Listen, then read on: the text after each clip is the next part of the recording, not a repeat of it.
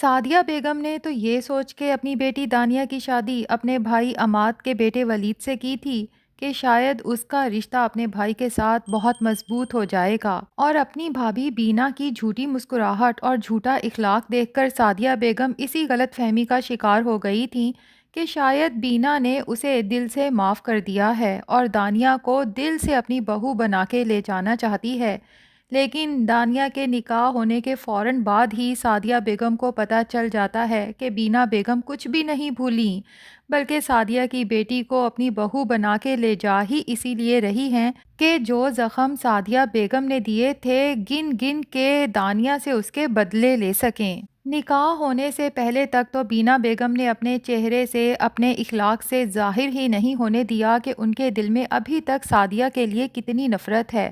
بلکہ الٹا اپنے شوہر عماد کو بھی جتا دیتی ہیں کہ آپ کی خواہش اور آپ کی خوشی کو دیکھتے ہوئے میں نے سعدیہ کی بیٹی کو اپنی بہو بنانے پر رضامندی دی اور میرے بیٹے نے بھی سر تسلیم خم کر دیا۔ یہ ہوتے ہیں خاندانی لوگ۔ عماد نظریں چرانے لگتا ہے۔ ظاہر ہے کہ اس کے دل میں یہ چور تو ہے کہ اس کی بہن سعدیہ کی وجہ سے کئی سال پہلے بینا اور اس کے بھائی کی بھری محفل میں تذلیل ہوئی تھی۔ خیر، جیسے ہی دانیہ اور ولید کا نکاح ہوتا ہے سب لوگ ایک دوسرے کو مبارکبادیں دیتے ہیں، گلے ملتے ہیں۔ ایسے میں سعدیہ بیگم بھی اپنے بھائی سے مبارکبادیں وصول کرنے کے بعد جیسے ہی بینا کی طرف بڑھتی ہے اور ساتھ ہی اپنی بیٹی اور ولید کے مستقبل کے لیے دعائیں کرتے ہوئے بینا کو گلے لگانے لگتی ہے تو بینا سعدیہ بیگم کو ہاتھ کے اشارے سے پرے رہنے کا کہتی ہے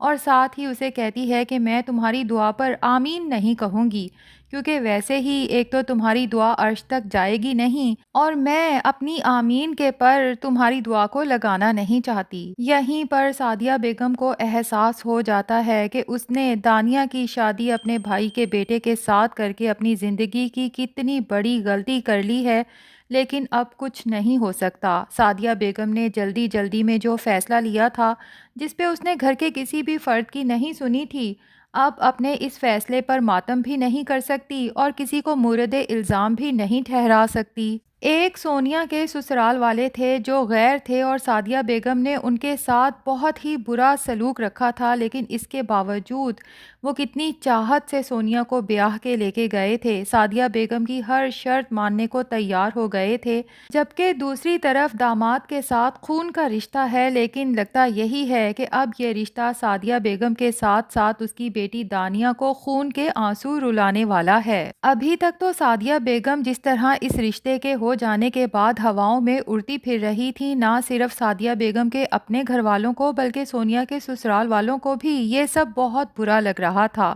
سونیا اگرچہ اپنی بہن دانیہ کی خوشی میں خوش تھی، لیکن ان انٹینشنلی دانیہ کی شادی اور اس کی رسموں کا وہ اپنی شادی اور رسموں کے ساتھ کمپیریزن کر رہی تھی۔ سعدیہ بیگم کو سونیا کا رشتہ ہونے سے لے کے اس کی مہندی بارات ولیمے تک کتنے اعتراضات تھے، اور سونیا یاد کرتی ہے کہ اس نے اپنی شادی کے ایک موقع پر بھی سعدیہ بیگم کو مسکراتے ہوئے نہیں دیکھا۔ سونیا یہ حسرت لے کے اپنے گھر سے رخصت ہوئی تھی کہ کاش میری شادی پہ میری ماں بھی خوش ہوتی، حالانکہ یہ شادی بھی سعدیہ بیگم اپنی مرضی سے کر رہی تھی سونیا کی۔ اور اب دانیہ کے نکاح کے موقع پہ بھی جس طرح سعدیہ بیگم دانیہ کے ساتھ ساتھ ہوتی ہیں، اس کے نکاح کے رجسٹر کے پرت بھی خود اپنے ہاتھوں سے پلٹتی ہیں، اور چہرے پہ جو خوشی اور مسکراہٹ نظر آ رہی ہے یہ دیکھ کر سونیا کا دل کٹ کے رہ جاتا ہے۔ اسے یاد آتا ہے کہ جب اس کا نکاح ہو رہا تھا سعدیہ بیگم تو کہیں نظر ہی نہیں آ رہی تھیں، رشتے کرانے والی راشدہ خالہ کو آگے بھیج دیا تھا، اور جب سونیا نے پوچھا تھا کہ امی کہاں ہیں تو راشدہ نے بھی صاف کہہ دیا تھا کہ وہ مہمانوں کے ساتھ مصروف ہیں، مجھے تمہارے نکاح کے لیے یہاں بھیجا ہے۔ دانیہ تو پہلے ہی اپنی ماں کی یہ خوشی دیکھ کر دل ہی دل میں پریشان ہوتی ہے، اسے اپنی بہن کا بہت احساس ہے اور اسے رہ رہ کے خیال آتا ہے کہ امی کو اتنا خوش ہو کے نہیں دکھانا چاہیے۔ پتہ نہیں سونیا کے دل پر کیا گزرے، اور پھر خاص طور پہ سعدیہ بیگم اپنا وہ زیور جسے وہ اپنی بیٹیوں کو ہاتھ بھی لگانے نہیں دیتی تھیں، جب دانیہ کو دکھاتے ہوئے کہتی ہیں کہ یہ میں نے تمہاری ساس کو شادی کا تحفہ دینے کا فیصلہ کیا ہے، تو دانیہ کو تو بہت برا لگتا ہے اور امی سے کہتی ہے کہ امی مجھے لگتا ہے کہ آپ کو میری ساس کو اتنا مہنگا تحفہ نہیں دینا چاہیے، جبکہ آپ نے سونیا کی ساس کو تو کچھ بھی نہیں دیا تھا۔ تو سعدیہ بیگم اپنی غلطی ماننے کی بجائے یا شرمندہ ہونے کی بجائے الٹا دانیہ کو سنا دیتی ہیں کہ وہ کون سا سونیا کے شوہر کی سگی ماں ہے۔ خیر، اب آگے ایپیسوڈز میں دکھایا جائے گا کہ دانیہ جب رخصت ہونے کے بعد اپنے سسرال جائے گی تو بینا، جو اپنے بیٹے ولید کو پہلے ہی سمجھا چکی ہے کہ میں اس سعدیہ کی بیٹی کو صرف اپنی بے عزتی کا بدلہ لینے کے لیے یہاں لا رہی ہوں، کبھی اسے تم نے دل سے نہ بیوی تسلیم کرنا ہے اور نہ کبھی محبت سے پیش آنا ہے۔ تو بیچاری معصوم سی دانیہ کو اپنی ماں کے کیے گناہوں کی سزا ملنے والی ہے۔ ولید رخصتی کے فوراً بعد ہی دانیہ کے ساتھ اتنے برے طرح سے پیش آئے گا کہ دانیہ کو سمجھ ہی نہیں آئے گی کہ میرا قصور کیا ہے، اور اگر ولید کو میں پسند نہیں تھی تو اس نے اس شادی کے لیے ہاں کیوں کی؟ جبکہ بینا اور ولید دوہری چال چلنے والے ہیں۔ عماد کے سامنے تو وہ دانیہ کے ساتھ بہت اخلاق سے پیش آئیں گے، لیکن اکیلے میں دانیہ کی اوقات اس گھر میں کسی نوکر سے کم نہیں ہوگی۔ اسے احساس ہی نہیں دلایا جائے گا کہ وہ اس گھر کی بہو ہے۔ جبکہ دوسری طرف سعدیہ بیگم اپنے بھائی کا گھر سمجھ کے جب اس گھر میں آئے گی تو بینا اسے صاف سنا دے گی کہ اب یہ صرف تمہارے بھائی کا گھر نہیں بلکہ تمہاری بیٹی کا سسرال بھی ہے، اور خاندانی لوگ اپنی بیٹی کے سسرال میں یوں آئے دن منہ اٹھا کے نہیں آتے، لیکن تمہیں کیا پتا کہ خاندان کیا ہوتا ہے اور عزت کیا ہوتی ہے۔ اور دوسری طرف بینا ولید کے دل میں دانیہ کے لیے نفرت پیدا کرنے کے لیے کہانی گڑھے گی کہ میں نے دانیہ کو آدھی رات کو کسی اور لڑکے سے باتیں کرتے سنا ہے۔ ظاہر ہے کہ وہ سعدیہ کی بیٹی ہے، تمہاری پھپھو نے بھی تو ادھر میرے بھائی کے ساتھ منگنی کر رکھی تھی اور ادھر نیاز حسین کے ساتھ محبت کی پینگھیں چڑھا رہی تھی۔ ولید اپنی ماں کے اکسانے پر دانیہ سے نفرت بھی کرے گا، اس کے ساتھ بری طرح سے پیش بھی آئے گا، لیکن دانیہ سب ظلم و ستم چپ چاپ برداشت کرے گی اور زبان پر ایک بھی حرف شکایت کا نہیں لائے گی، بلکہ اپنی خدمت گزاری سے ولید کے دل میں جگہ بنانے کی کوشش جاری رکھے گی۔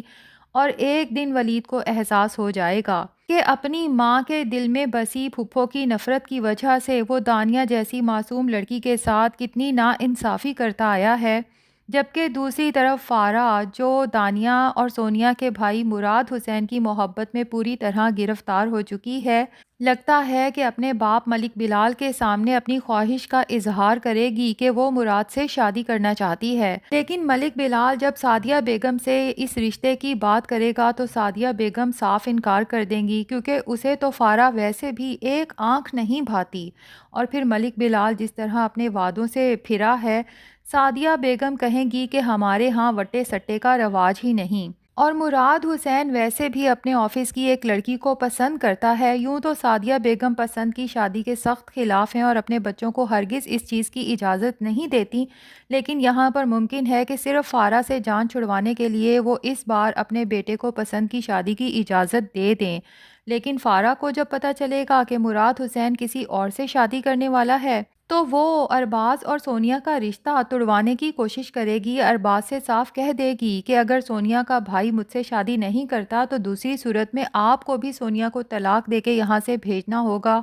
تو ناظرین، لگتا یہی ہے کہ ملک بلال، جو ارباز سے اس کی ساری دولت جائیداد تو لوٹ ہی چکا ہے، یہی بہانہ بنا کے ارباز سے کہے گا کہ اپنی بیوی کو لو اور یہاں سے چلتے بنو۔ یوں آگے چل کے سونیا اور دانیہ دونوں بہنوں کی زندگی میں بہت مشکلات آنے والی ہیں، اور ظاہر ہے کہ اس سب کی ذمہ دار کہیں نہ کہیں ان کی ماں سعدیہ بیگم ہی ہے۔ اب دیکھتے ہیں کہ سعدیہ بیگم کو کب جا کے احساس ہوتا ہے